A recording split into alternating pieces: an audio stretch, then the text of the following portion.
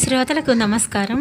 ఇప్పుడు నేను చందమామ నుంచి శ్రీ రాజారెడ్డి గారి రచన ధర్మదాత అనే ఒక చక్కని కథను చదివి వినిపించబోతున్నాను. ఇంకా కథలోకి వెళ్దాం. పూర్వం బాగ్దాదు నగరంలో ఒక లక్షాధికారి ఉండేవాడు. అతడు దాన ధర్మాలు చేసి గొప్ప ధర్మదాత అనే కీర్తి సంపాదించుకున్నాడు. ఆ నగరంలోనే మరొక లక్షాధికారి ఉండేవాడు. అతను పరమలోభి. జన్మలో ఎవరికీ చిల్లిగవ్వ దానం చేసిన పాపాన పోయినవాడు కాడు. అందువల్ల దాతను మెచ్చుకునే ప్రజలు ఆ నోటితోనే లోభిని తిట్టేవారు.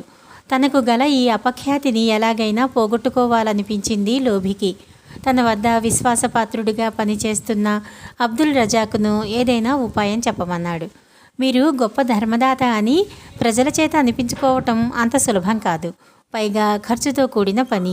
అంతకంటే ఆ ధర్మదాత అని పేరు తెచ్చుకున్న పెద్ద మనిషిని మోసగించి ఆయన ద్వారా మీ కీర్తి వ్యాపింపచేయటం సులభం. ఆయనను ఒకరోజు మన ఇంటికి అతిథిగా పిలవండి. నేను రకరకాల వేషాలు వేసుకుని బిచ్చగాడిలా వస్తాను. మీరు ప్రతిసారి నాకు 100 దీనారాలు దానం ఇవ్వండి. ఆ దెబ్బతో ఆయన కనిపించిన వారందరి దగ్గర మీ దానగుణం గురించి చెబుతాడు. మీకు బోలెడంత కీర్తి వస్తుంది అన్నాడు అబ్దుల్ రజాక్. నీ ఆలోచన భేషుగ్గా ఉంది. నువ్వు ఆయన ఇంటికి వెళ్ళి రేపే మన ఇంటికి ఆహ్వానించు అన్నాడు లోభి. అబ్దుల్ రజాకు ధర్మదాత ఇంటికి వెళ్ళి తన యజమాని పేరు చెప్పి, హుజూర్, రేపు ఉదయమే తమరు మా యజమాని ఇంటికి వచ్చి విందు భోజనం చెయ్యాలి. మా యజమాని తమరిని ఆహ్వానించమని పంపారు నన్ను అని వినయంగా అన్నాడు. మీ యజమాని పిల్లికి బిచ్చం పెట్టడని ప్రతీతి కదా. నన్ను విందుకు ఆహ్వానించడం విచిత్రంగా ఉంది అన్నాడు దాత. హుజూర్, మా యజమాని గురించి అందరూ అనే మాటలు నమ్మకండి. నిజం ఏమిటంటే ఆయన గొప్ప దాత. అయితే ఆయన చేసేవి గుప్తదానాలు, మూడో కంటికి తెలియవు. రేపు మీరే చూస్తారుగా అన్నాడు అబ్దుల్ రజాక్. సరే, రేపు పెందలాడే వస్తున్నానని మీ యజమానితో చెప్పు అని దాత అబ్దుల్ రజాకును పంపేసి తన నమ్మకస్తుడైన నౌకరును అజీజును పిలిచి వాడితో కాసేపు మాట్లాడాడు. మర్నాడు తెల్లవారగానే ఆయన బయలుదేరి లోభి ఇంటికి వచ్చాడు.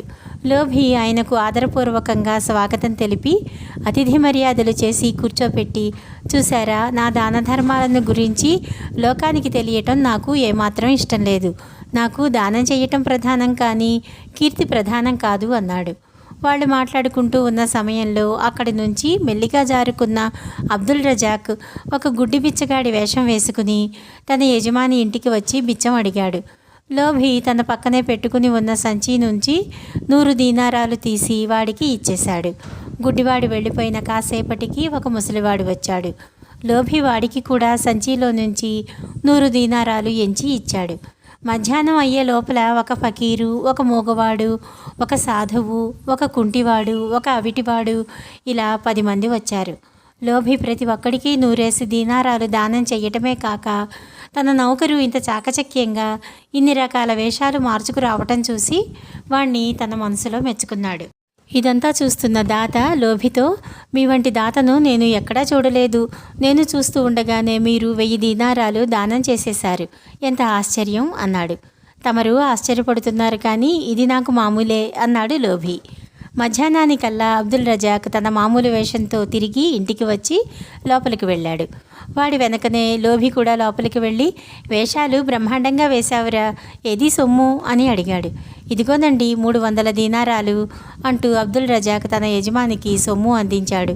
300 ఏమిటి, నేను 1000 దీనారాలు దాకా ఇచ్చాను కదరా అన్నాడు లోభి కంగారుగా. 1000 దీనారాలు ఏమిటండి, నేను 3 సార్లేగా వచ్చాను. మీరు నాకు 300 దీనారాలే ఇచ్చారు అన్నాడు అబ్దుల్ రజాకు. నువ్వు వచ్చింది 3 సార్లే అయితే మిగిలిన 7 సార్లు వచ్చినది ఎవరైనట్టు అని లోభి ఆగ్రహంతో అరిచాడు.